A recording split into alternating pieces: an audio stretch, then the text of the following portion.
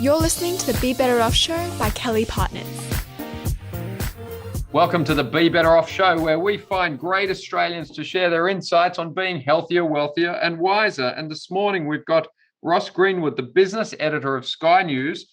Every day, 4:30, he hosts the Business Now show, 11 a.m. on the weekend, Business Weekend. Good morning, Ross. Yeah, g'day, Brett. Good to be with you, mate, as always. Mate, so good to see you. Now, it's been a while. I think it was beginning of COVID we first had a chat. What can you share about the economy as you see it now? We've been through COVID. Now we've got a war in Europe. Nothing too major going on around the world. It's bizarre, isn't it? I'm just sitting there thinking, in the past 10 years, 12 years, we've seen tsunamis. We've seen them wipe out nuclear reactors. We've basically had a pandemic. We've now got a war. We've seen all sorts of floods, bushfires like we've never seen. I'm just waiting for the alien invasion to sort of have every horror movie genre that there has ever been sort of like witnessed by human beings. And it's all happening in such a very short space of time. So it's almost as though you've got to expect the unexpected right now. And this is the curiosity. If you went back 8 weeks ago and spoke to the ordinary person and said, will Russia invade Ukraine? The answer would have been no. Could fuel prices be $2.20 a litre, give or take? The answer would have been no. If you'd gone back 4 years, 5 years ago, when there was a crippling drought, could you have imagined that wheat prices would be where they are today and that farmers would be probably having some of their most prosperous years? And the answer was that many of them walked away and couldn't imagine that. So it's one of these situations right now where people have just got to understand that this is volatility. This is volatility in economies, volatility in the geopolitical situation, in the leadership around the world. And so really, even investors, business people have got to recognize that volatility. They've got to basically set their nerve against that, make their businesses sort of, if you like, proof ready for whatever comes, because who could have imagined a pandemic would close down so many businesses for such a long period of time? And, that's cut a hole in the federal government's budget and other governments' budgets besides, and it just makes it harder. There's less flexibility around the place. So really, it is a case where you've got to look after yourself and look after your business, look after your workers, number one. And, it's tough because, I sit there and think about people, say, for example, in Lismore at the moment, that's a big city. How does that city ever recover, given the fact that no insurer will ever insure a business there again for flood?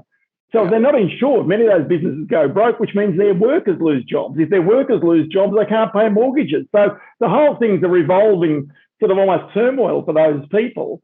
Same thing after bushfires, very, very hard. So, this is the way in which the world is changing. And the challenges keep being presented to people. I think that's the key, Brett.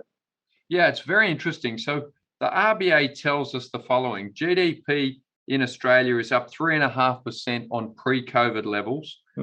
Households have extra savings. 50% of borrowers are 2 years ahead on their pre-COVID mortgages. Yeah. Loan arrears rates are declining. Household balance sheets are in good shape. Unemployment rates 4.2% and going lower, expected to be below 4% for the first time since 1970. And underemployment has also come down. So the RBA's commentary is that there's a resilient economy, strong labour market, strong household balance sheets and strong banks. But then you throw in Ukraine, COVID, Ukraine, and now what looks like a developing and very serious COVID situation in China.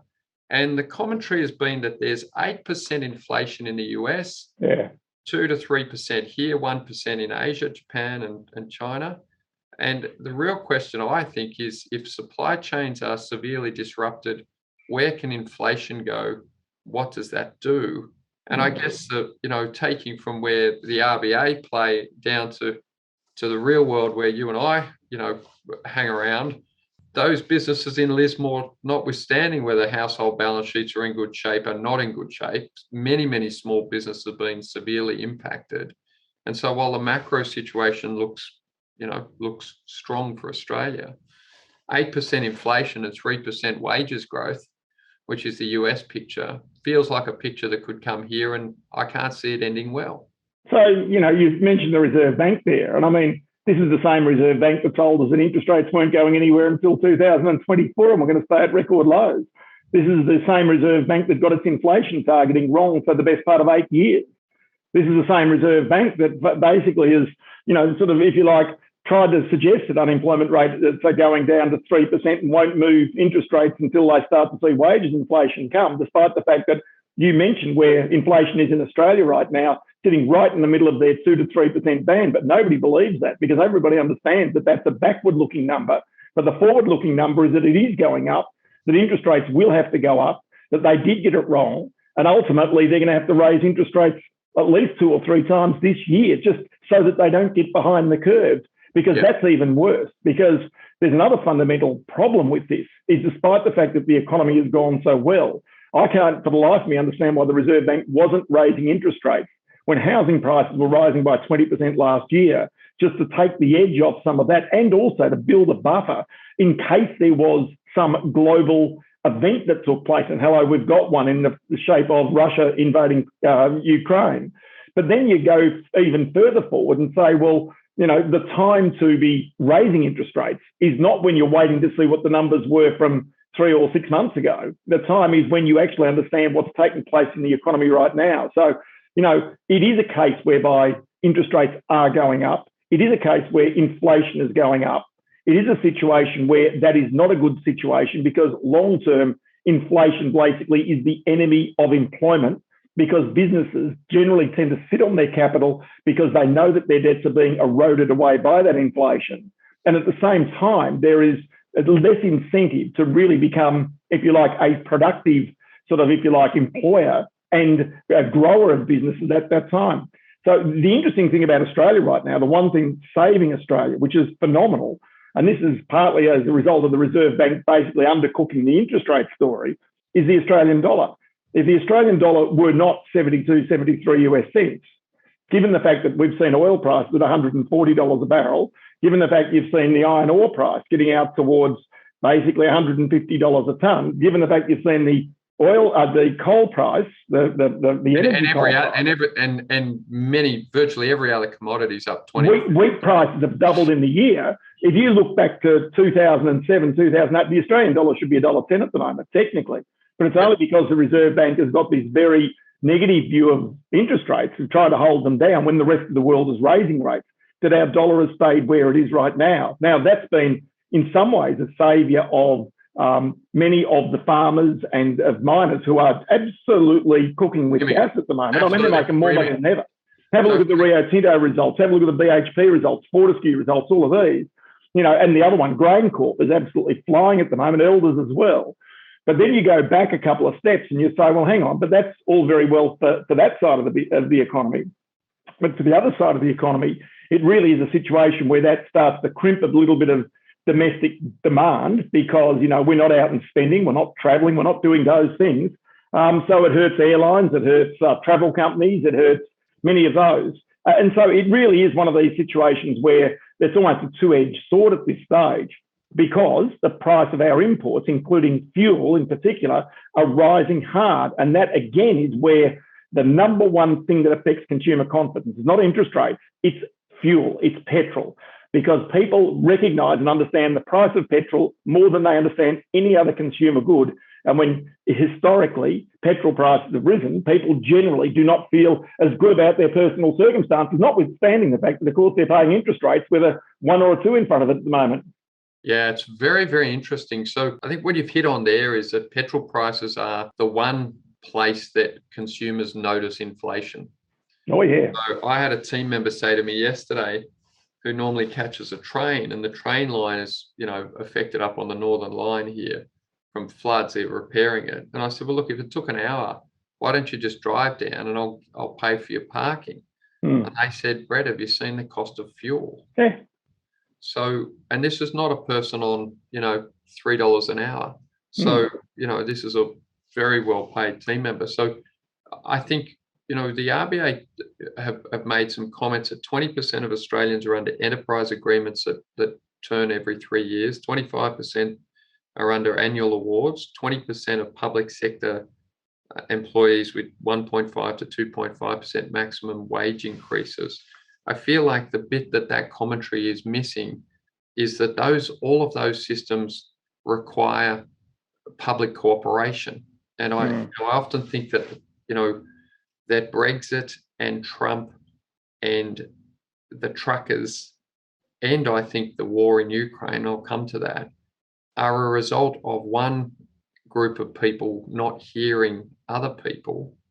And if you have inflation at 8% and wages growth at 1.5% to 2.5%, then I don't think it's intelligent to assume that those systems hold. We've had rail situations here recently. There is no reason that if people feel that they've got a real wage pay cut of 5% a year, that they don't simply down tools and say, I'm not accepting your award, I'm not accepting your public. And this is just not in the policy thinking of the technocrats at all. They think. Well, it's a fabulous point you make, and the reason for that is, then take it one step further. Every time an enterprise bargaining agreement comes up for renewal, that is now a very hard negotiation, because unions and employees are going to go hard for more wages, right? You've actually had even Josh Frydenberg, the treasurer, tell people, listen, if you need a wage rise, you better change jobs, because there's demand out there for labour. So, you're right. You've got a rising cost of living. You've got a potentially more mobile workforce.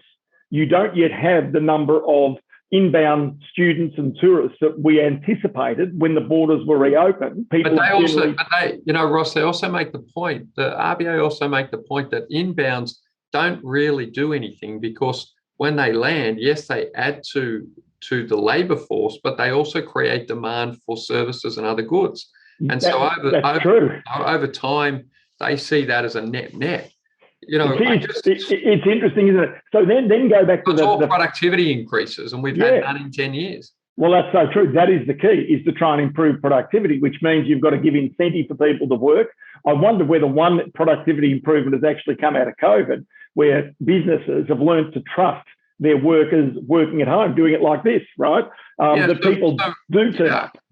And whether that productivity, to understand that if somebody goes and puts on the washing or sticks the dinner on or goes and picks up the kids from school, does not make them less productive, because they're not travelling to and from an office and not worrying about where the kids are. I think that's a change in culture more than anything else. And businesses, not all businesses can do it, but a lot of businesses have had to learn to adapt and recognise that this is a way to hold their employees as well. But when I talk to my mate, who's one of the biggest pub owners in Australia, and he tells me that the chef that he previously was hiring for $90,000 is now basically asking for $130,000, and he's got to pay it, otherwise he'll lose that chef to one of his competitors.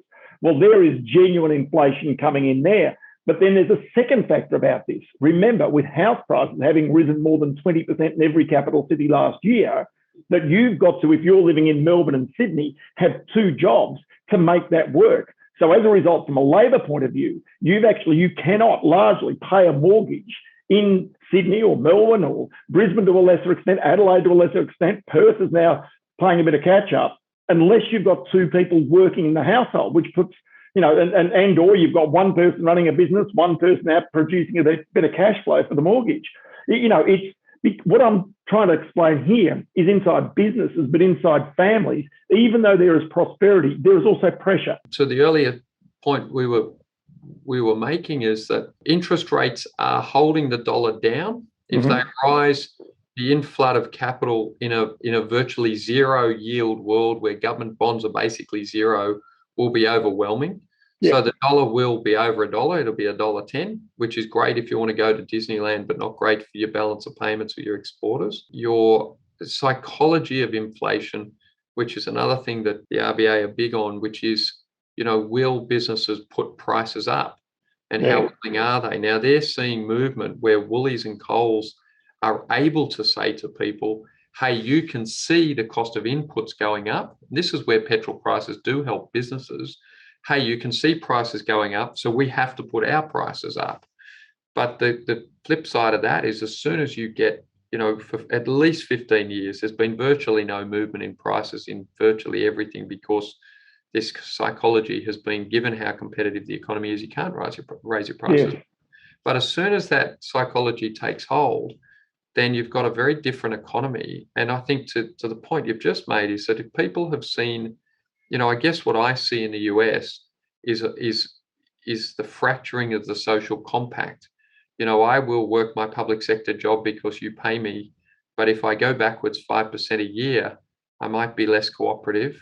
If I can't buy a house that I used to be able to buy because it's gone up by 50%, and so even if I'm a good participant in the economy, me and my partner are both qualified. We both work very hard. We're prudent with our money, but we have no prospects of buying any property or a property that we think is commensurate with our station in life.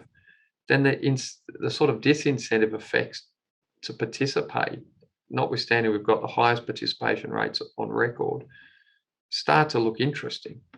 Well, also the second thing is what you get a migration take place as a result of that.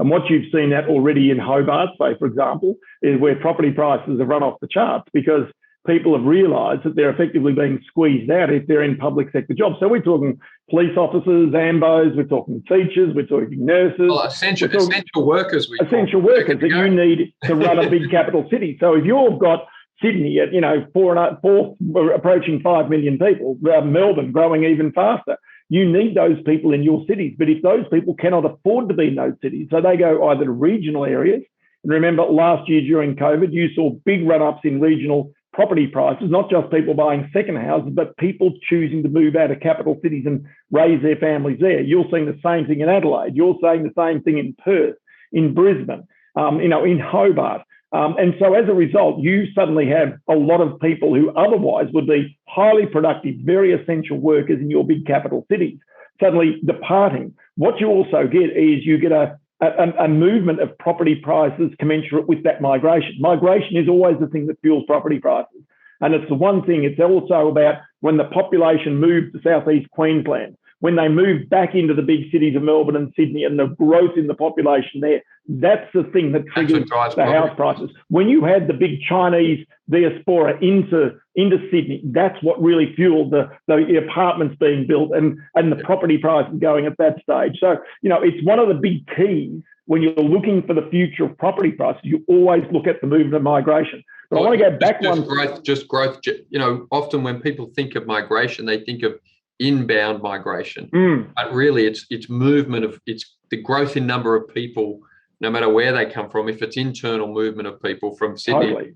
We're up in Queensland at Christmas, and property prices in southeast Queensland are up 50%.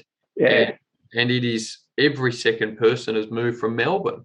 That's right. They got sick of the lockdowns, and you're like, oh, mate's running a cafe. Where'd you come from? Melbourne. The quality of the coffee's gone through the roof, Ross. That's exactly right. But I want to take you back one step. You talked about the Coles and Woolies and the inflation and moving food prices and stuff. The greatest barometer of that, in my opinion, is Costco. Right now, I've known Costco for a long time, since they landed on our shores, and from having seen them in the States and in the UK when I've been there in the past. And Patrick Noon is the chief executive of Costco in Australia, and he's a bit of a mate. And I've known him very, very well since he basically set up their first warehouse here in Australia. Now, the interesting thing about Costco is that they have made basically their fortune to become one of the biggest retailers in the world off the back of being able to access. It doesn't matter whether it's Levi jeans or whether it's diamonds or whether it's coffins or whether it's foodstuffs, chickens or fruit and vegetables, whatever it is, as cheap as you possibly can. And so what they do every quarter, every half year, is all of their buyers around the world and their chief executives all sit in the same place. Normally they go away, now they're doing it online. And they sit down, the chief executive is in the US and basically says, right, butter prices in America are rising for the first time in 15 years. We've never seen butter prices rise. Who around the world can get me cheap butter? And basically they go around the table and they're all basically networking, figuring out where they can get the cheap butter, where they can get cheap wine, where they can get cheap whatever it is that they need. And now everyone's saying nowhere.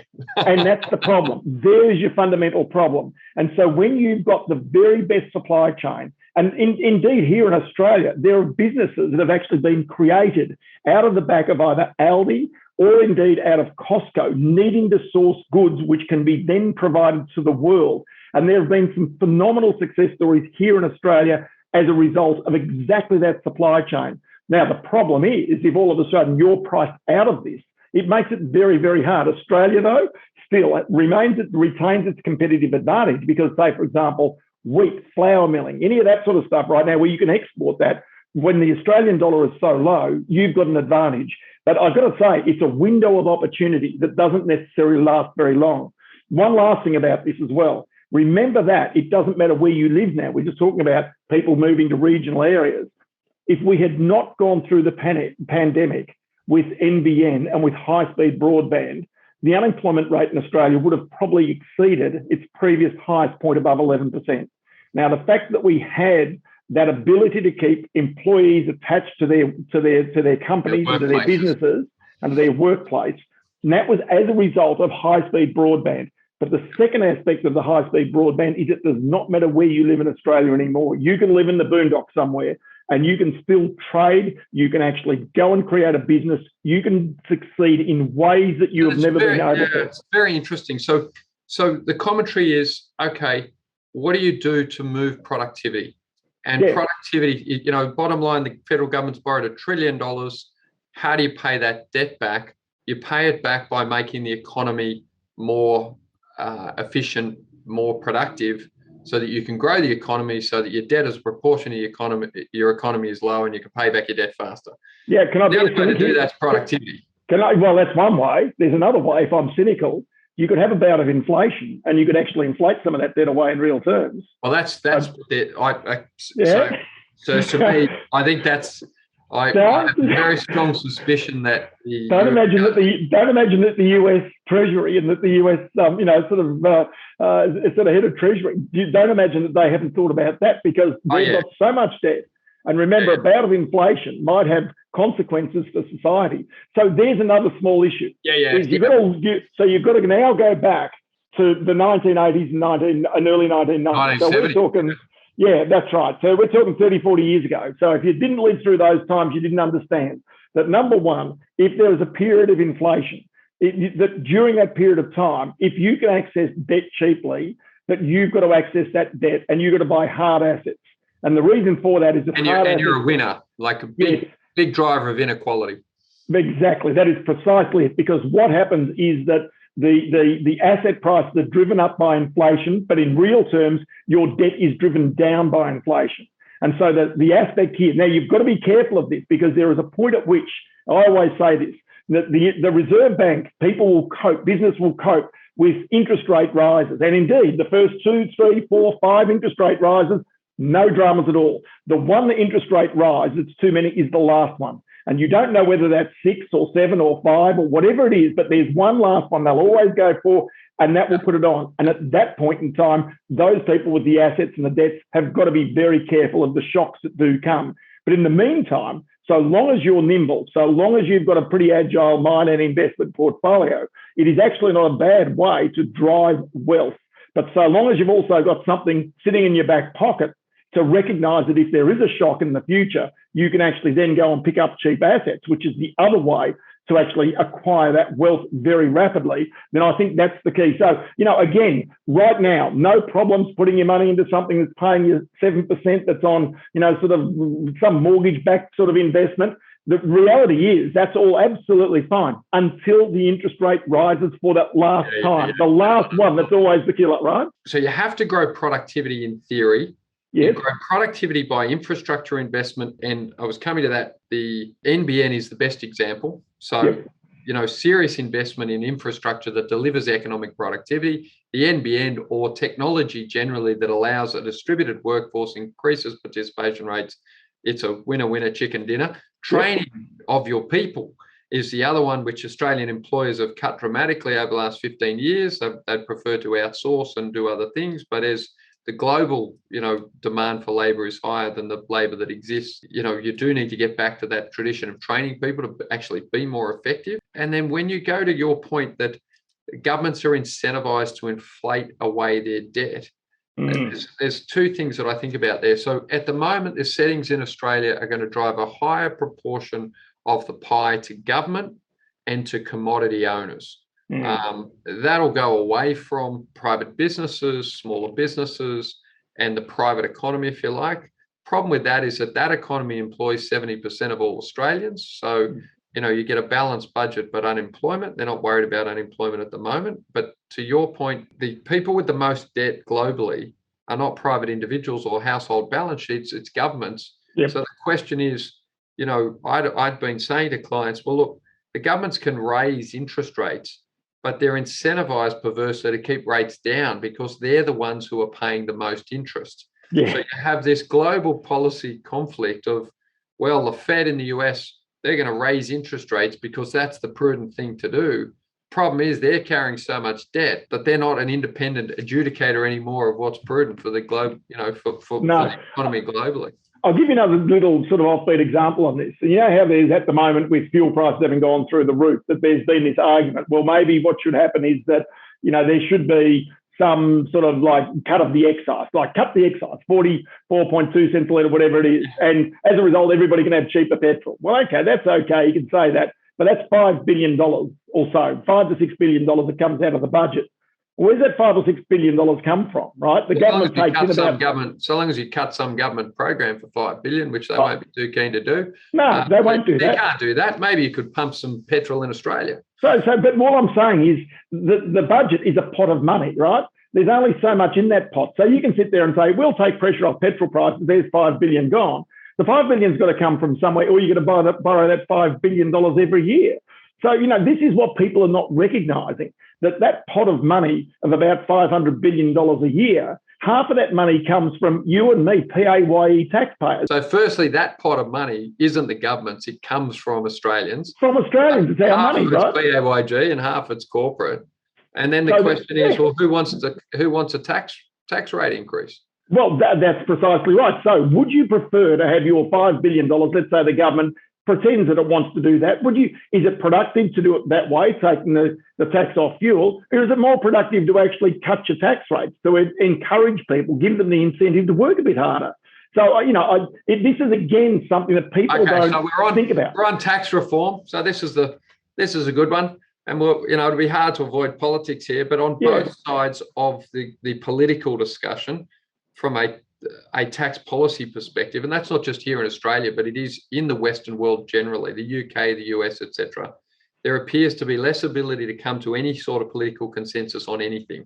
And tax reform is probably the best example where in Australia, a PAYG worker is dramatically overtaxed. Yeah. Gains on capital, lazy capital, so property gains, for example, from a policy perspective, are undertaxed. But as we found out at the last election, you can't change that, because that was Bill Shorten going in and suggesting the change. Yeah, so we'll come to the politics. A stamp duty tax on property is a tax on mobility in an economy that you want people to be mobile and agile. So that's ridiculous. A payroll tax is a tax on an employer actually offering someone a job, which seems to be ridiculously, mind-blowingly stupid, given the alternative for that employer is to employ that person offshore using the internet, where you pay no payroll tax. Yeah. So we have an 18th century tax system for a 22nd century world. Yeah. But we don't have the maturity in the political class or system. Firstly, I don't think they understand tax well enough to be able to explain any changes they might want to make outside ideological, sort of 1950s ideological shitfights. Where do we go? Well, it's just too hard. 3-year election cycles don't help. Then you've got a situation where you've got the politics of, adversarial, sort of combat, which means that, you're basically not getting consensus. Then you've got marginal politicians in there who are independents and others who agitate for causes. And so, again, you get the lack of consensus.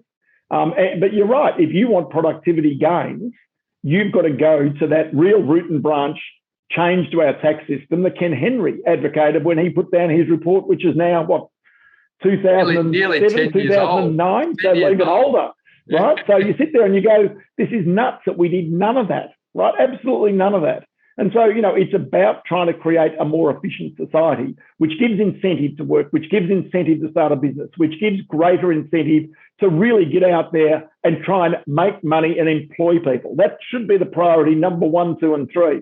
In actual fact, it's not, because there are so many very, and in many cases, very special needs that need to be met. And we're a, first world economy, one of the wealthiest economies in the world. And yet we still have these arguments, which seems absolutely crazy, without being able to sit down and work out what your priorities are for spending, to make certain that the aged are cared for, to make certain that vulnerable people are cared for, to make certain that the unemployed are cared for until it's shown that they're taking a mickey, right? The whole point about this is that you've got to have that element of care in your society to make certain that it's a functioning society. But then on the other side, you've got to give enormous care and credit to those people who create businesses, who employ people, and try and make certain that those people, are really able to use their capital properly, to continue to invest, and to take great ideas, great inventions that Australia has got, take them to the world. Because, we have these ideas. And to be honest, some of these are starting to filter through now. The one thing I'm starting to see, which is a great news story, is that manufacturing is being reborn in Australia. And I'm not talking old-fashioned manufacturing, which like a pumping stuff out in the air. I'm talking really highly skilled, sort of computer chip companies. I'm seeing robotics companies.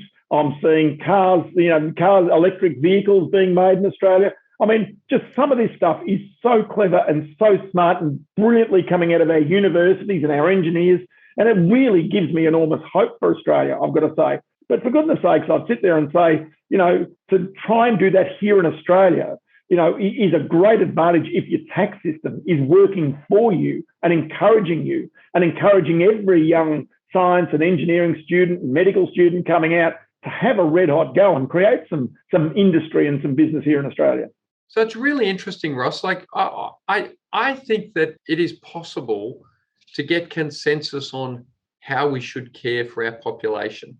The great thing that came out of the pandemic is, the strength of our universal healthcare system, where it's run well, was obvious and had great outcomes for our people, all people. So the idea that for every Australian I know across the political spectrum, if you said we should have universal healthcare, I think it's kind of a settled position. It works, right? Everybody understands that, yeah.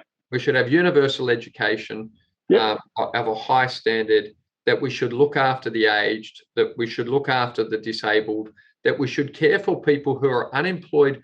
We're acknowledging that in a modern, extraordinarily competitive economy, while we're very quick to tell people they may have 7 or 8 or 9 or 10 careers in their lives, we're probably less honest to say that, it's possible that unemployment might afflict many people at different times during the changeover periods between those 6, 7, 8, 9, 10. And you've got to train those people at those times. You've got to retrain them. You've got to retrain them, and that it's possible that through no fault of your own, you could end up unemployed, that there'll always be people who just don't have the IQ. They have some sort of moderate or severe disability or other thing that means that they're not going to find regular gainful employment. And there's going to be people with psychological and addiction and other human weaknesses that mean that they're just not going to be able to play the game. And so rather than shoot them or chuck them out or make them feel bad, we're going to care for them at some reasonable level. And if they're taking... But isn't it reasonable to say that they are the significant minority? So you should be able to care for those people, right? The vast majority of people are working and they're productive. Exactly right. So the trick I've got, you've got to make certain you don't waste skill. I think that's the key, Brett. If somebody has skills or assets, if they lose a job somewhere, those skills must be adapted to work somewhere else. And surely that's what, and I think even the system right now does work a little bit like that to try and address many of those issues. That's the ideal of it anyway. So I think we can do better in skills training, in terms of an argument over how strong TAFE should be. It should be ubiquitous and it should be so strong it's crazy, so that if you just want to study anything, you can walk in and basically study anything that's vocational, likely to lead to something. Actually, I go back to that point because I've always been a strong advocate for TAFE. People would know that.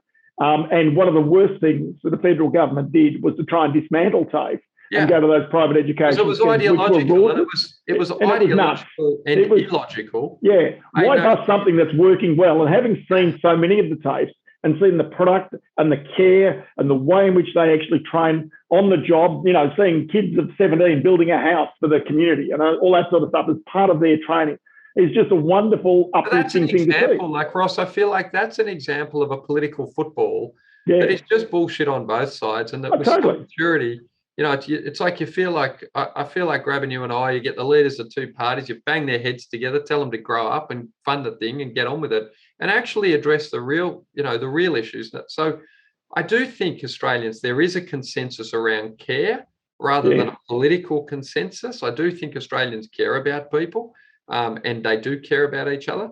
And then this incentive bit, follow the incentives, you'll know the behaviour. The idea that, at a point, you're better off to buy a house than employ another person because the housing will increase risk-free at a rate where you don't have to do anything. But, if you build a business and then you sell it, you pay the same capital gains tax rate as you do if you buy a house and you sell it. Which is just mental. Anyone who's ever employed a person kind of understands the difference, but many people in the political class never have, so they just don't get it. So I'm sort of passionate about that. We interviewed for the podcast the other day, company just here in Sydney, northwest Sydney, Clean Space. So a leading manufacturer of ventilators, private, ventilation, the best equipment in the world for high risk industrial jobs and healthcare and all the rest of it.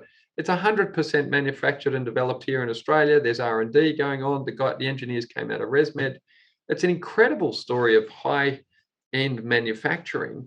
But when you look at it, if you've ever built a business, you understand what's involved. The incentives are so often pointed to shifting manufacturing offshore and all the rest of it. So look, I guess two things I really want to cover with you is that, from here is one, I'm a huge proponent of industry policy, of picking winners. And many of the people I find on the right are, against industry policy, against picking winners. I'll come to why I think that. The other one I want to talk about is defence and its impact on our budget going forward. On industry policy, interested in your thoughts. We had in South Australia a car building industry for 1,000 years that we'd spent, X trillions of dollars of some, number you can't calculate investing in.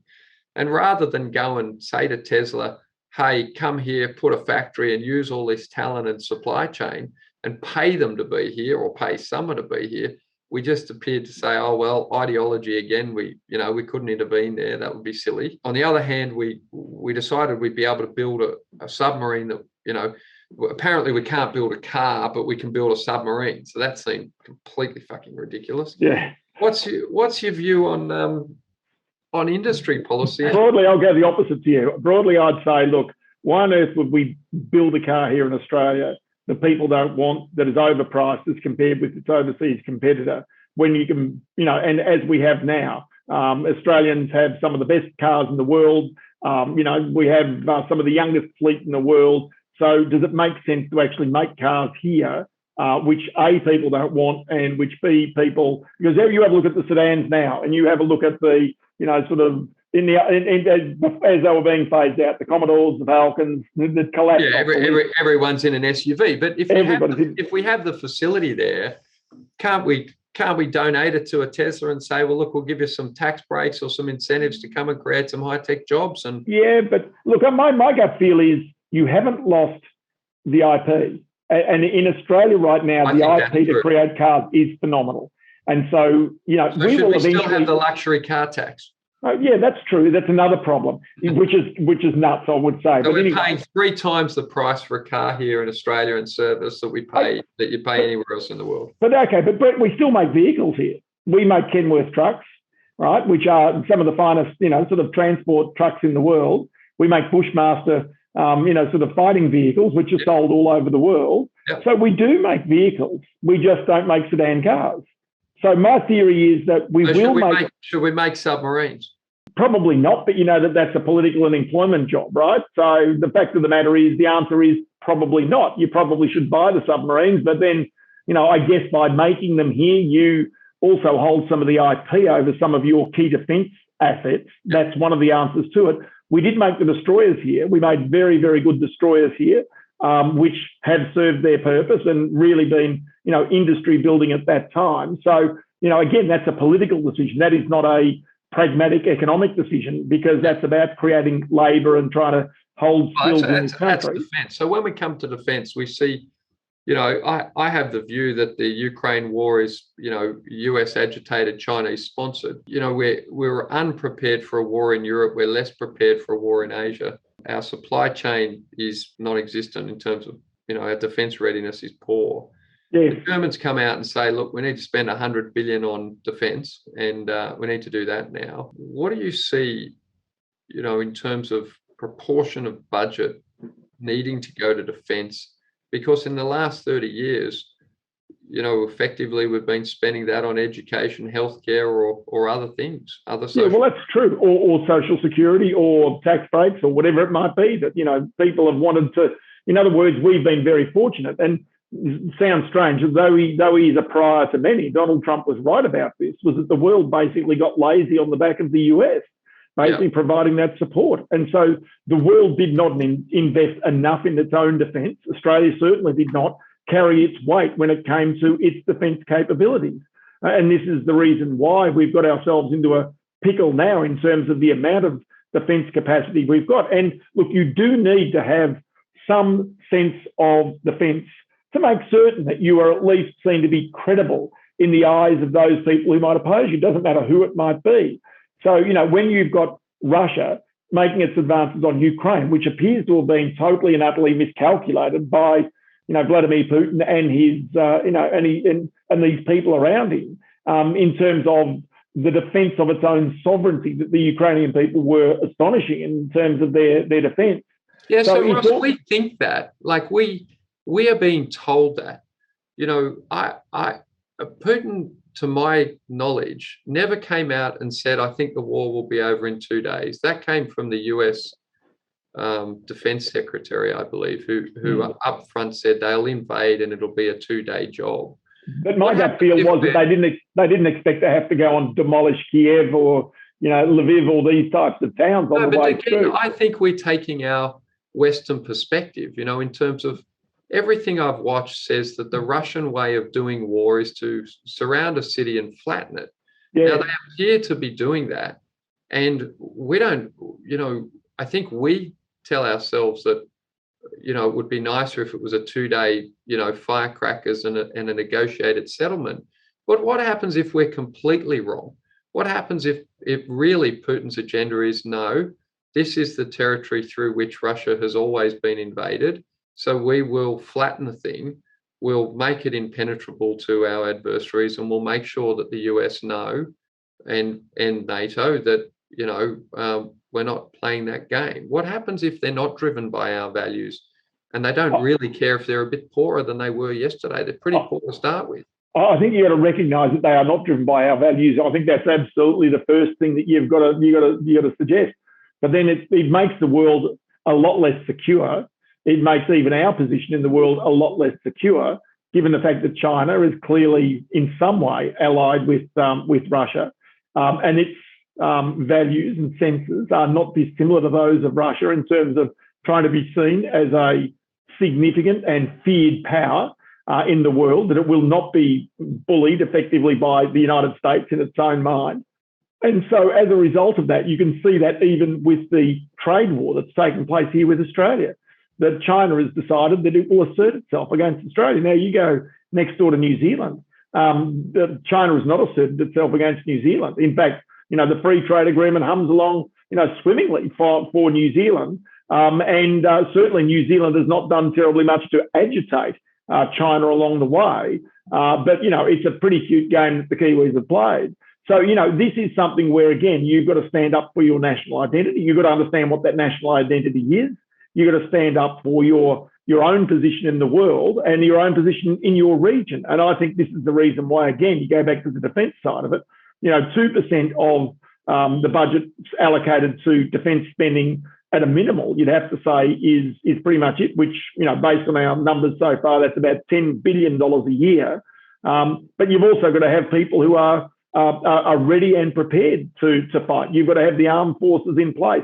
The problem I have right now is much of the talk about defence spending is way out in the next 20 and 30 years, when in actual fact, the urgency for the need for resources might be very much closer than that. And that's one of the keys. That's not suggesting there's war or anything, but it means that you need to be beefed up so that others cannot come in and try and push you around or bully you or, make intentions that you can't respond to. I think that's really important that Australia does have some sort of basic defence as its core, even if that means trying to keep supply lines open for fuel to Singapore, to pharmaceuticals, to other traded goods, that an island that can't produce these things in sufficient quantities itself needs very much to be able to cope to make certain that those lines of trade are very much open for us.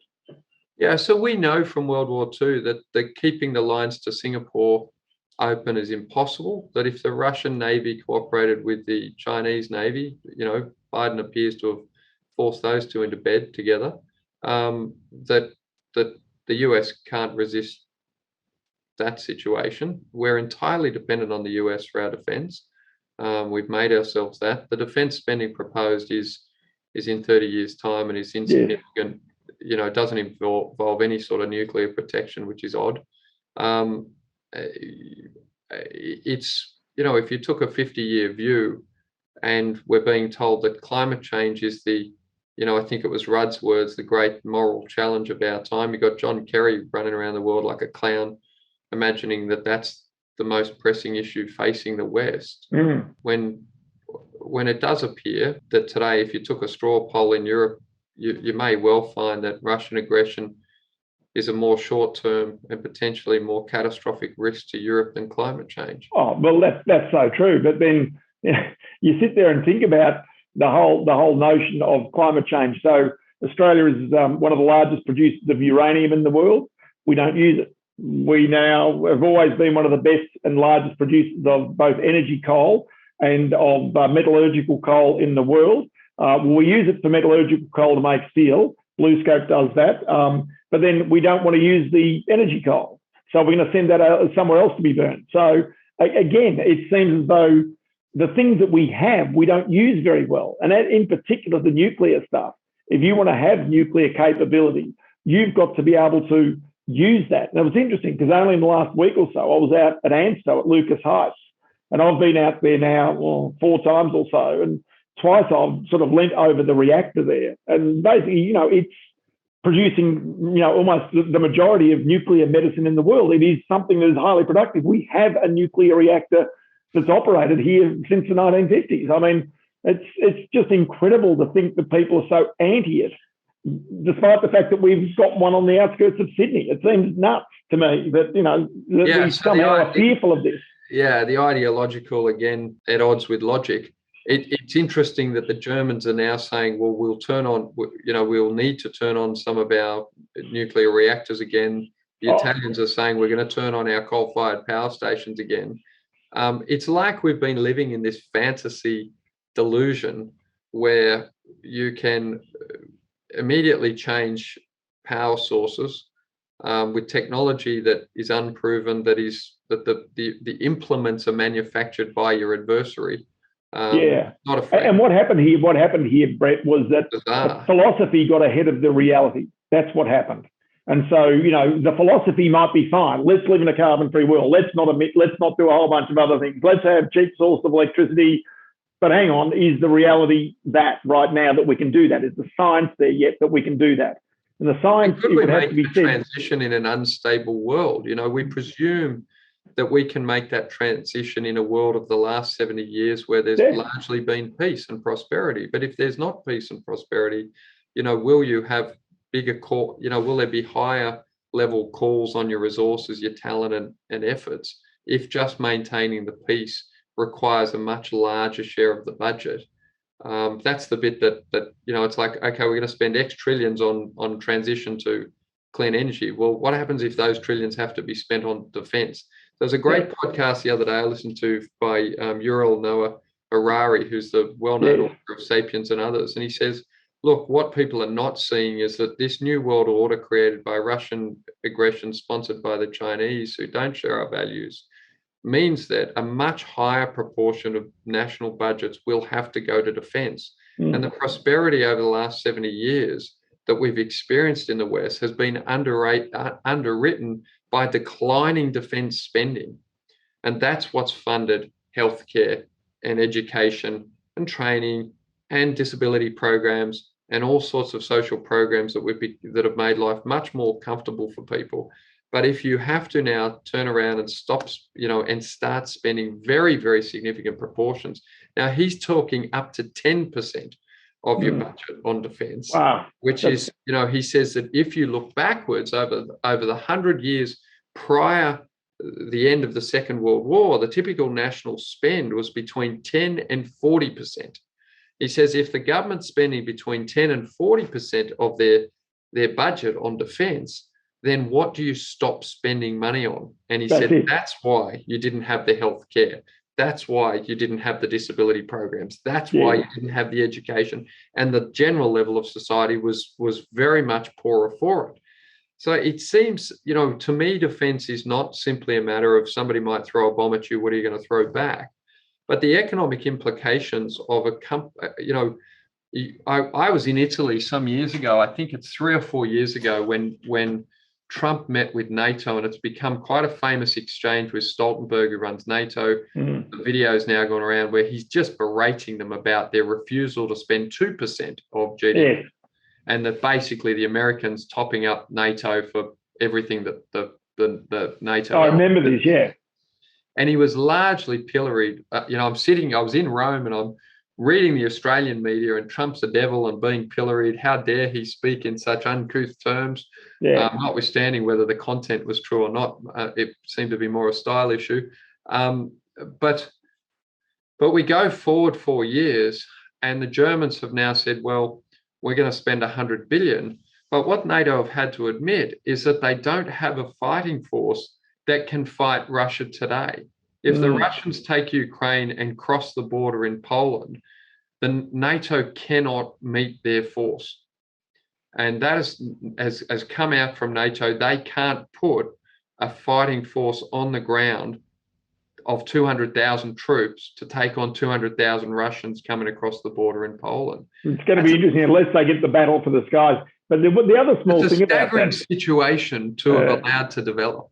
So you go back one step about this as well. You can't imagine that Vladimir Putin right now is counting his carbon emissions from his tanks and his military going across into Ukraine, or indeed offsetting those carbon emissions by doing something else. So, this is where it's completely nuts. And as you say, the values of the West are thoroughly different to the values of China, of Russia, of places that are, if you like, taking a different attitude towards the world, taking a different view towards the way in which the planet will evolve, I would say.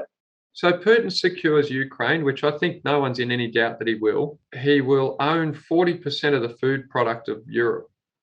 He'll own many of the key commodities and metals and other things. Much of the gas, much of the nickel, much of the chromium, right? So these are things that are important. Correct. So it's, he's basically, if you can think of him as the Warren Buffett of Russia, making an asset allocation decision on what, where he wants to invest. It's almost he's going long on hard assets that are hard materials, hard food productivity, hard gas, hard oil. And I saw a picture the other day of the natural assets that are owned by Ukraine. Yes. And as soon as you can turn your mind to saying, well, hang on, maybe he's really about food security. The Chinese are very interested in food security. Maybe he's interested in tying up the inputs that he needs for silicon chips and other things, much of which comes out of Ukraine. Then the sort of impost of that economically is defence spending rises, and it rises in a very material way across NATO.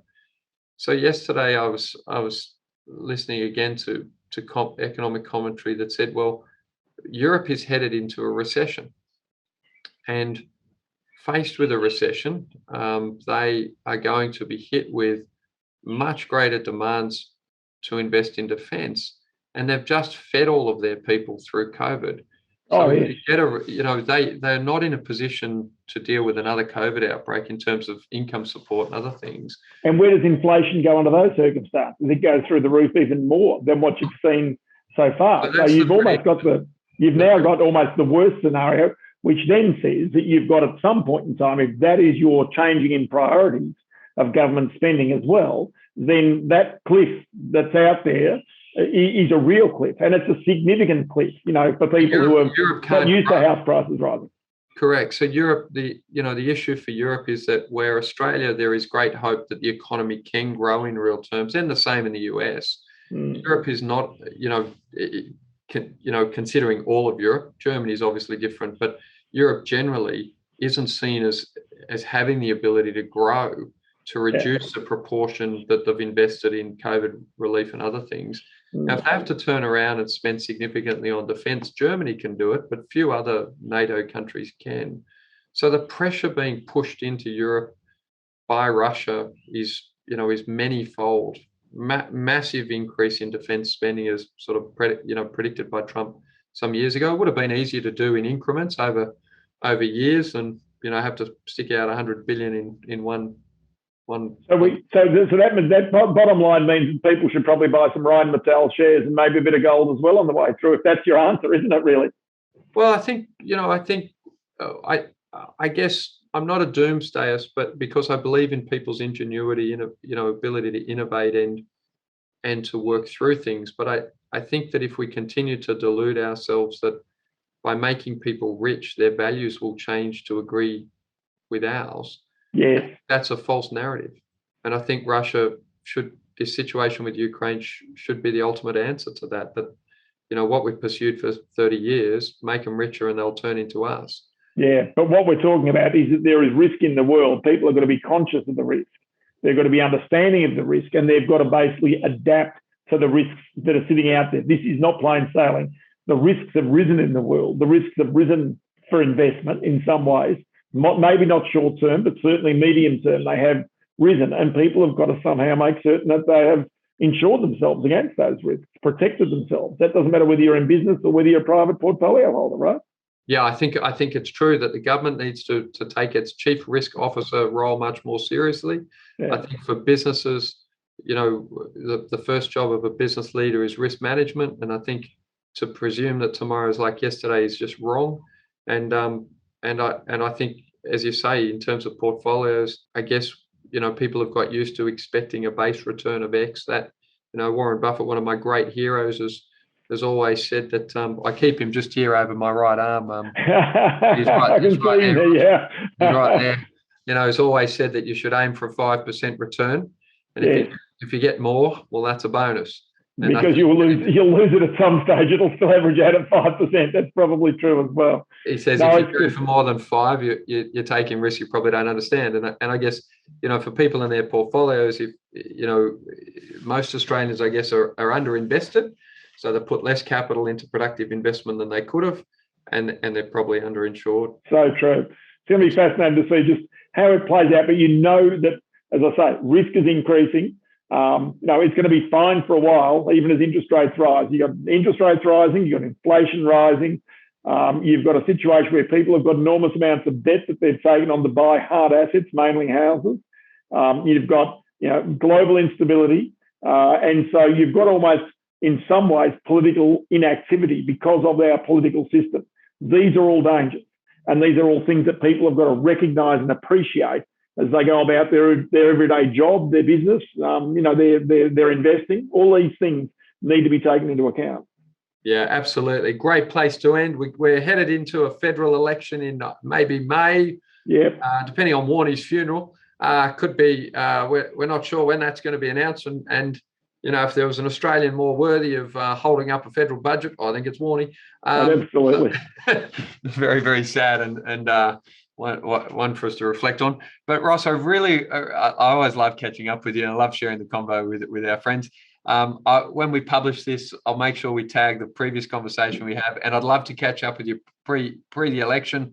Once these the clowns on both sides have announced their policies, let's get together and have a chat. And it'll be good to analyse them. That would be great. Always good to catch up, Brett, and many thanks for your time today. Ross, thanks so much. I appreciate it. And as I love to say, have a great day. Good on you, Brett. Thanks for listening to the Be Better Off Show. If you enjoyed this episode, don't forget to rate and review on Apple Podcasts. Have a great day.